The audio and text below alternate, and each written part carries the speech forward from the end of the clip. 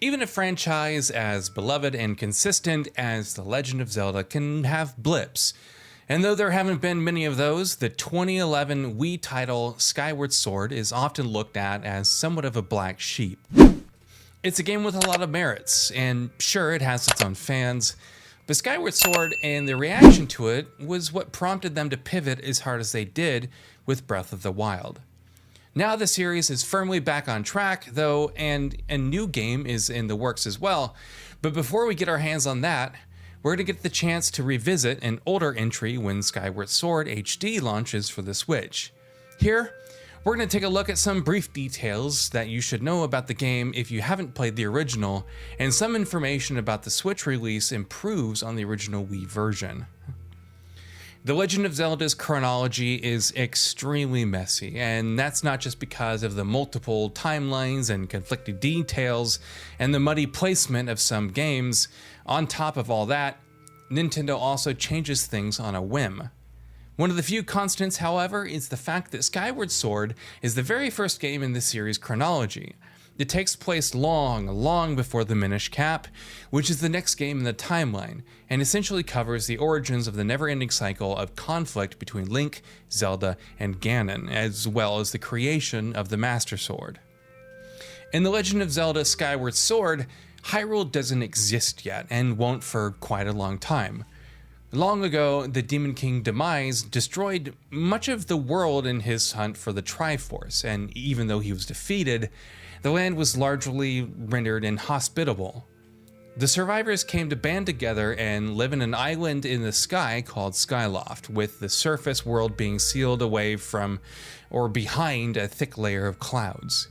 In Skyward Sword, Link is a knight in training who chances upon Fi, the spirit of what later goes on to become the master of the sword, and must head on a quest to save Zelda and Skyloft from a resurgent demise. The Legend of Zelda as a series has been getting progressively more linear and railroaded with each new entry, and Skyward Sword was perhaps where that was the truest, which was largely why they went with a completely opposite approach from Breath of the Wild.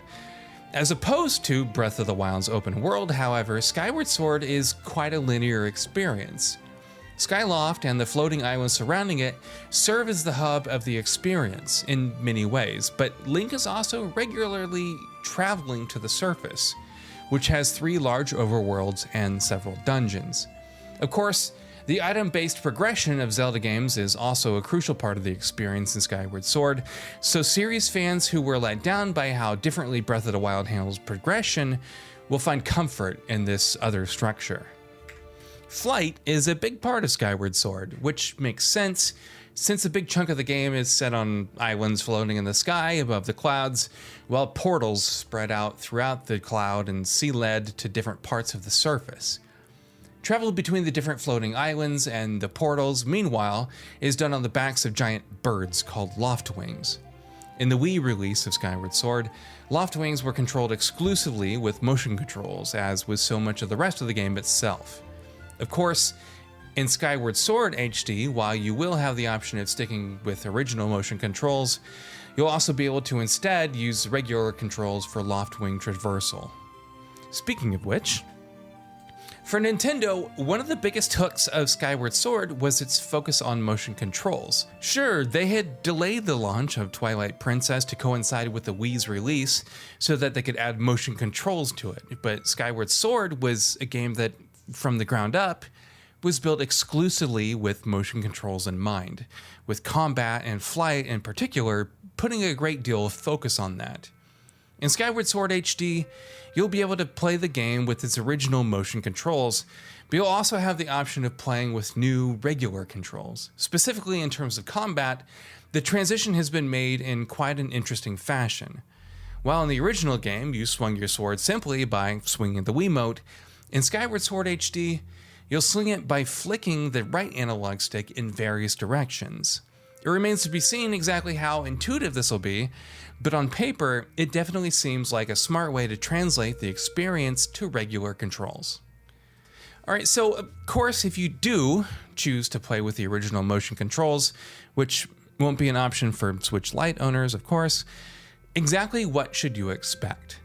The implementation of motion controls in the original Skyward Sword was quite good, but it was not spotless, with occasional issues with connectivity and accuracy. With Skyward Sword HD, however, it seems that this is being polished up a little. While Nintendo hasn't shared many specifics, they have said that on the Switch, Skyward Sword has, quote, smoother and more intuitive, end quote, controls than it did on the Wii. Given the fact that this is a game that lives and dies by its motion controls, or at least it did on the Wii, that sounds like a pretty important improvement.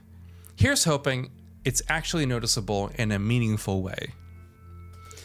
As a remaster, honestly, Skyward Sword HD is looking rather, unambitious. And that's not surprising given Nintendo's track record with remasters. They're kind of like more re-releases than anything else. Even so, Skyward Sword will still have at least some technical improvements over the original release. On top of the general visual improvements, however, it also features one crucial upgrade to the performance, with the game now running at 60 FPS instead of the original's 30 frames. Nintendo Switch games aren't ever terribly heavy in terms of storage requirements, and Skyward Sword HD in particular is a re-release of a nearly decade-old game. Unsurprisingly then, it won't need an awful amount of free space on your Switch, with its eShop page listing storage requirements as 7.1 gigabytes. Chances are by now you've heard about the controversial amiibo that Nintendo is releasing with Skyward Sword HD. But, what's so controversial about an amiibo? Well, the amiibo, you unlock the ability to travel the sky from any place to any place on the surface. If you don't have the amiibo, however, you'll only be able to travel to the sky from specific points on the surface, just like the original game. That's a pretty useful ability to lock behind an additional price. It doesn't help that the Zelda and Loftwing amiibo is $24.99 instead of the $15.99 amiibos usually cost. What other improvements can we expect to see in Skyward Sword's Switch re-release? Nintendo hasn't been too specific here, but apparently we can expect various quality of life enhancements, which, according to Nintendo, will include refinements to the player tutorials and general guidance throughout the adventure. Excessive hand-holding and annoying tutorials are among several issues the game's critics bring up to this day.